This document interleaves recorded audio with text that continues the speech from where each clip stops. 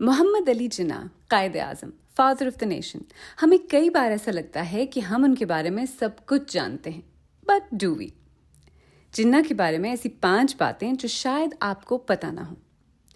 19 साल की उम्र में वो ब्रिटिश इंडिया से आने वाले ऐसे कम उम्र तरीन शख्स बने जिन्हें लंदन में बार में शामिल किया गया, लिंकन्स इन में, जहां उनकी एक पेंटिंग आज भी लगी हुई है। उन दिनों बार में एडमिट होने के लिए लैटिन जैसी क्लासिकल यूरोपीय ज़बानों पर उबूर लाजमी था। अब जिन्ना साहब तो ये ज़बानें नहीं जानते थे। 16 साल की उम्र में एडमिशन के लिए अप्लाई करते वक्त उन्होंने लिंकन्स इन के नाम एक पिटिशन लिखा और क्लासिकल ज़बानों में बैकग्राउंड न होने के बावजूद बार में एडमिट होने वाले पहले शख्स बने और लिंकन्स इन ने उन्हें एक्सक्यूज़ कर दिया। So this is the letter he wrote to the Masters of the Bench asking that he be excused the Latin exam. And they did excuse him. They did, yeah, yes. Yeah. So this is the admission.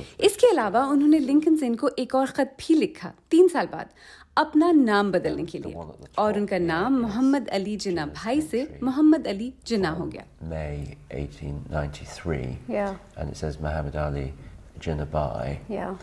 And he later, just before he was called in 1896, he wrote to the steward, giving the name Jinnah Bhai is actually not how he wanted to be known.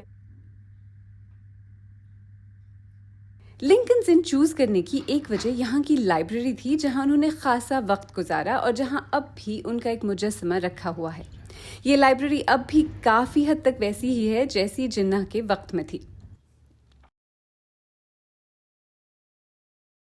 यहाँ London में सबसे महंगे suit बनाने वाली दर्जियों की दुकानें एक ही गली में हैं, जिसे सैविल रो कहते हैं।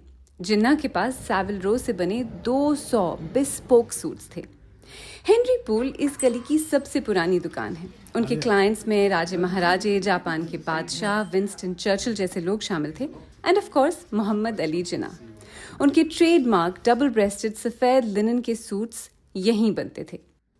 हेनरी पूल के पुराने लेजर्स में जिन्ना के नाम की कई एंट्रीज हैं, लिनन के सूट्स, शर्ट्स और interestingly short suits. New shirts as well. Yes, the shirts were here. Jinnah was very tall. He was very tall, yes. He was a very good-looking gentleman. He had tremendously square shoulders, so he went for the classic look.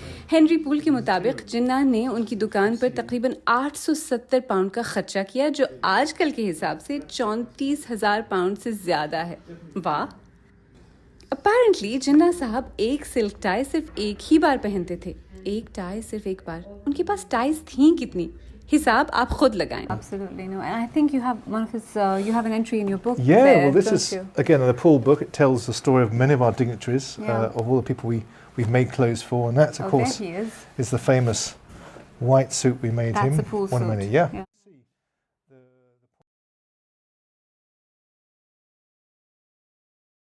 अदाकारी का शौक था, actor बनना चाहते थे। यहाँ London के waste and की एक थिएटर कंपनी में रोमियो एंड जूलियट की प्रोडक्शन में रोमियो का पार्ट अदा करना चाहते थे। ऑडिशन दिया और पार्ट उन्हें मिल भी गया। फिर उसके बाद क्या हुआ? होना क्या था, कराची से अब्बा का खत आया और अदाकारी का ख्वाब ही बनकर रह गया। वरना सोचें